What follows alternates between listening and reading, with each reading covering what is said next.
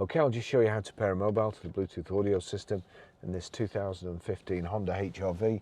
First of all, we go to settings, then we go to Bluetooth. You see Bluetooth was on there anyway, but the green slide is across there.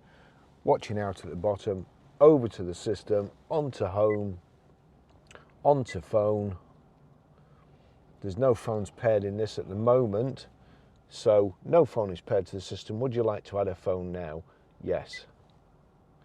Make sure Bluetooth is on and set to discoverable on your mobile phone. Well, it is, so continue.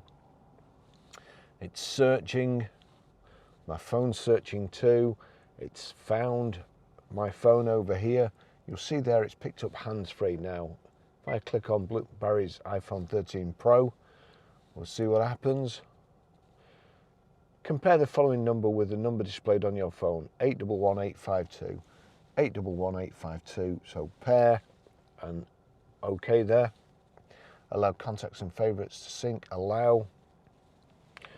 The pairing process was successful, and you'll see there it's my Apple sat-nav has been connected, so we'll just look for where it is, Honda HFT connected. So that's how you do that.